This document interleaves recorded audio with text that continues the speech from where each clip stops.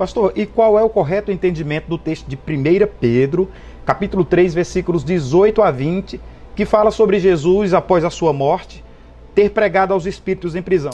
Esse texto é interessantíssimo porque ele corrobora o que nós estamos falando. Veja que Jesus se fez homem e ao morrer como homem, o seu corpo, claro, ele ficou lá na sepultura, né? Ficou lá no sepulcro, naquele túmulo. E o que aconteceu? No intervalo entre a sua morte e a sua ressurreição, nesse ínterim, nesse período de 3 dias, Jesus, a sua alma, ela foi separada do corpo, né? E Jesus desceu em espírito, a sua alma estava plenamente consciente, o seu espírito e alma nesse caso, que eu disse que são diferentes, teologicamente tem definições diferentes, né? O espírito é a parte que se comunica diretamente com Deus em comunhão, e a alma é que vivifica o corpo e que tem as faculdades, o intelecto, o sentimento, a vontade, mas que formam um único homem interior. Então, quando houve essa divisão, a parte imaterial de Jesus, o seu espírito, como disse Pedro, desceu lá, foi lá no Hades, por assim dizer, né? Veja que nós não podemos ser dogmáticos quanto ao que realmente aconteceu, porque a Bíblia, esse é um dos textos mais difíceis de se interpretar. Mas o que nós podemos afirmar é o que está realmente na Bíblia. Primeiro, Jesus de fato desceu ao Hades. Quando diz que ele foi às partes mais baixas da terra, uma maneira de se referir ao lugar onde estão os mortos, a parte imaterial dos mortos. Jesus, de fato, desceu lá e ele também subiu de lá, porque Paulo também se refere a isso, quando lá em Efésios disse que aquele que desceu também subiu.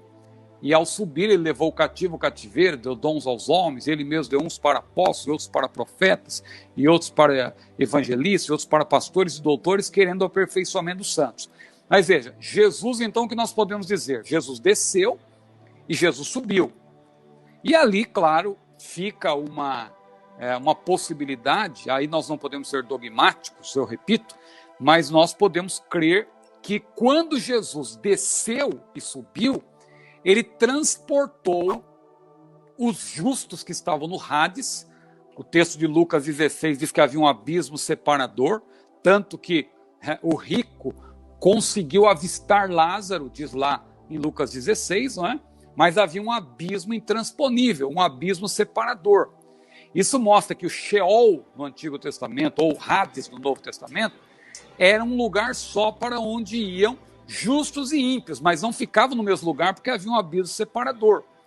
Quando Jesus desceu e subiu levando o cativo ao cativeiro, né, nós cremos, não podemos ser dogmáticos, repito, quanto a isso, mas há uma possibilidade, claro, de que foi ali que Jesus transportou os justos, cumprindo, claro, aquilo que eles esperavam, porque lá em Hebreus capítulo 11 diz que eles morreram sem ter alcançado a promessa, os justos do Antigo Testamento.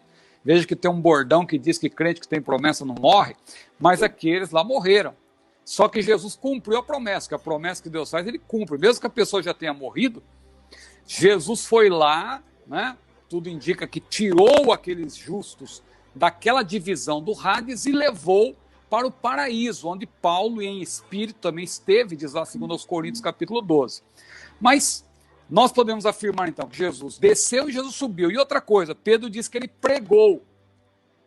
Como a Bíblia é análoga, a Bíblia explica a própria Bíblia, é claro que não existe aqui, né, um fundamento para se dizer que Jesus foi lá para fazer apelo, para dar uma segunda oportunidade. Quem quer, olha, vocês morreram sem salvação, mas agora eu vim aqui pregar, eu morri, agora... Não, Jesus não foi lá para fazer isso.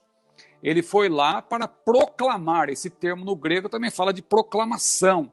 Jesus foi proclamar a sua vitória, mostrar, aí fazendo uma conexão com Hebreus 11, Jesus foi mostrar, né? Claro que alguns pregadores fazem aí uma encenação, né? Dizem que o diabo ouviu os passos fortes de Jesus e tal, e algum deles diz que Jó estava lá e deu uma cotovelada no diabo e disse, está vendo? Eu não te disse que o meu Redentor vive. Claro que Jó não estava junto com o diabo, coisa nenhuma. Havia um abismo separador, né? E o diabo, para começar, também nem está no inferno, né?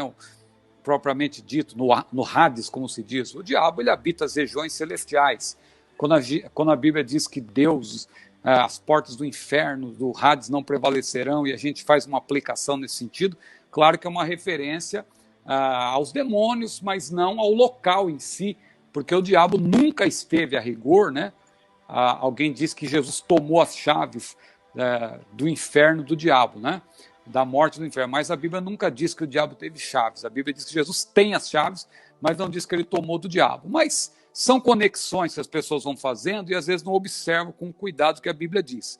Então eu creio, pastor Edilberto, finalizando, que a compreensão desse texto é que Jesus desceu, proclamou ali que ele venceu de fato, ele desceu para proclamar que ele morreu, ele venceu na cruz, porque foi na cruz que ele disse está consumado. E aqueles crentes do Antigo Testamento que morreram, porque o sangue de Jesus alcançou antecipadamente, porque a morte de Jesus tem efeito retroativo. Não existe salvação fora de Jesus. Mesmo Abraão, Moisés, os santos do Antigo Testamento, eles foram salvos pelo sangue de Jesus, que tem efeito retroativo. Paulo fala disso em Romanos, daqueles que morreram que pecaram, sob a paciência de Deus. Eles foram alcançados. Né? A obra de Cristo tem também efeito retroativo.